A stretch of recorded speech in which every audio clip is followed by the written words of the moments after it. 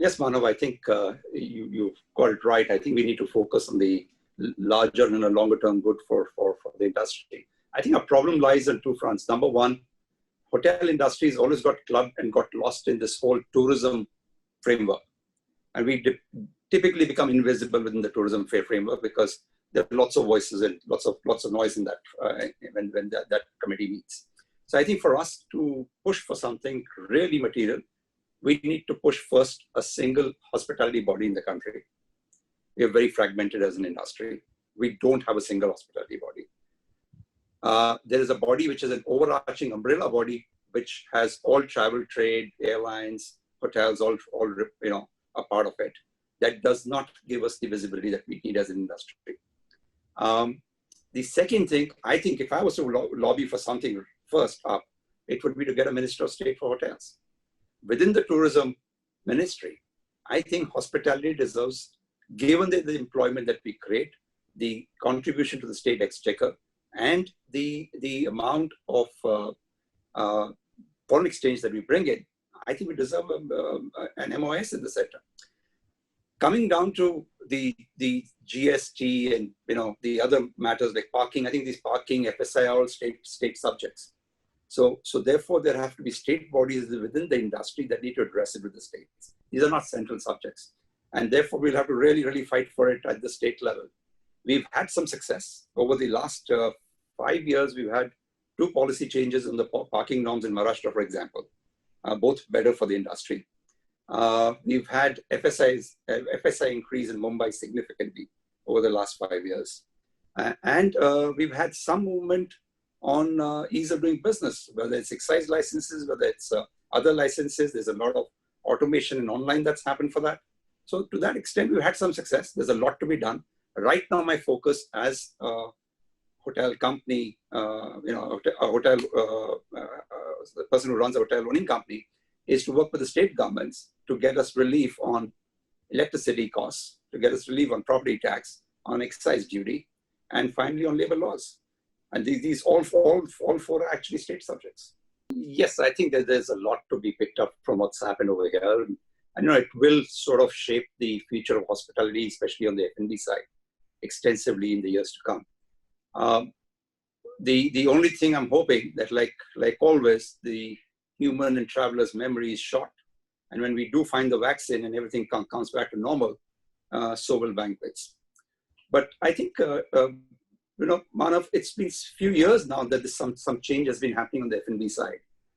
The days of a hotel, even a 5-star luxury hotel with 500 rooms, having 5, 6, a dozen restaurants, I think are passé.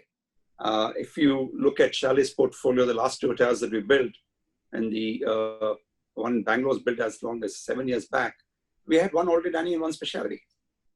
And we did that with Sahar, which is a 585-room hotel.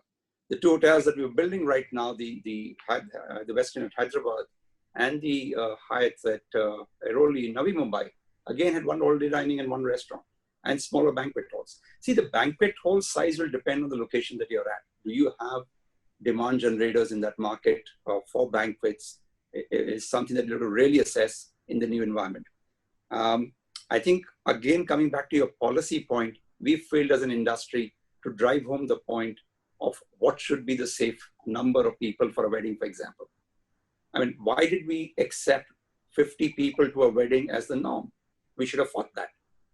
We've actually made a representation in the last week saying that you've got to correlate it to the square footage that you have. At the end of the day, the goal is to get social distancing in place.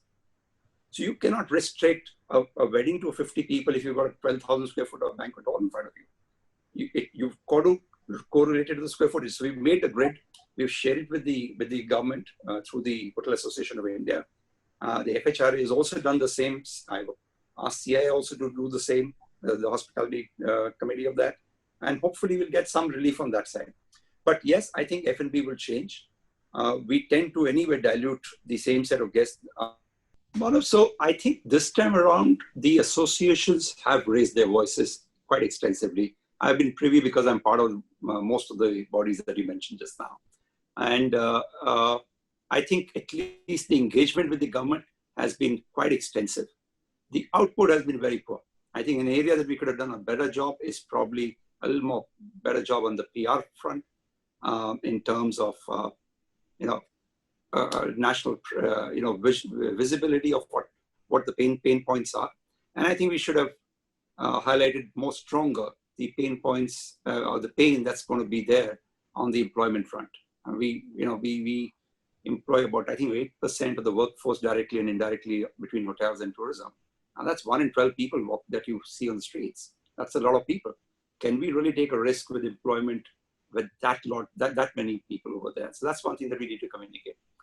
I think on the policy front, I still believe we need a single body to represent the hospitality industry. At Faith, we get lost with the larger multitude of industries that come into play. HAI has a smaller base, so therefore the representation is weak, but I think we can strengthen that up. FHRA is a combination of hotels, restaurants, institutes, etc. We need to find a fix. I don't know what the answer is, but I think that single agency is the critical requirement for our industry.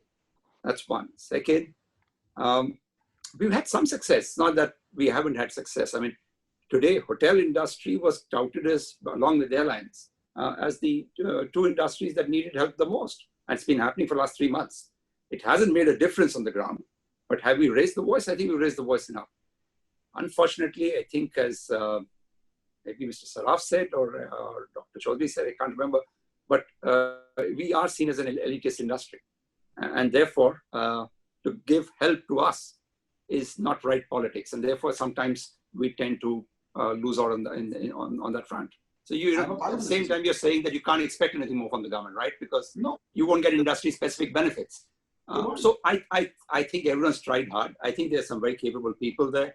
I think you need a unified voice, but we need an association. We cannot, work this out without a good, solid association back in the industry.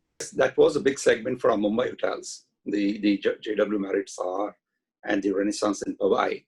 And as you know, in Mumbai, the hotels haven't been open out beyond the people who are either transit passengers or the people who were stuck from before. But in Bangalore and Hyderabad, in the month of June, we have six weddings. Size is 50 people, but there are 6 weddings. So there is pent-up demand that's coming into play over here.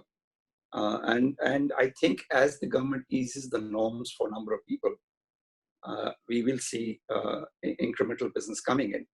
And that's the reason that I was earlier speaking about pursuing the path of correlating weddings to square footage as against fixing at 50 people to a wedding. Manav, I agree. I think there's a lot that they're doing. They're working hand in hand. Look, there will be some serious discussions and negotiations that will happen for sure. But the underlying principle has to be that of partnership and figuring a way out of this crisis together.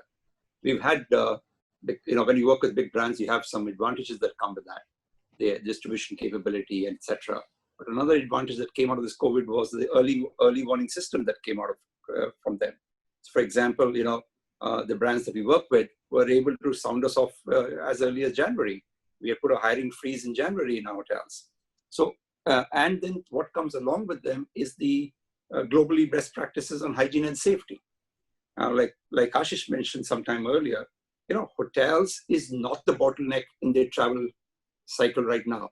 It is the flights that are the largest bottleneck from a health and safety perspective. The guests are isolated within their rooms on their own, and that's the industry specifics. I think there will be some hard negotiations. Fixed costs will have to be brought down.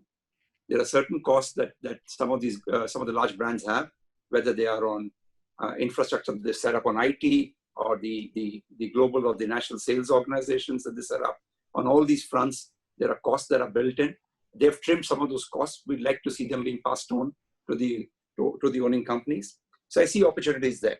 And I think for some time we see the revenue-based fee hopefully will be waived off and connected directly with just incentive fee. Blur this last 3 months. I think this whole work from home has merged work and home inseparably. It's, everything is happening on a multitask format.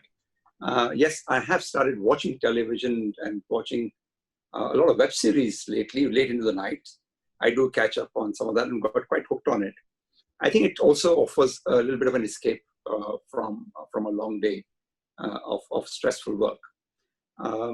Finally, I think Ashish has got it spot on. I think as far as investment is concerned, I didn't want to come in. I think we do want the dust to settle before you start thinking of that.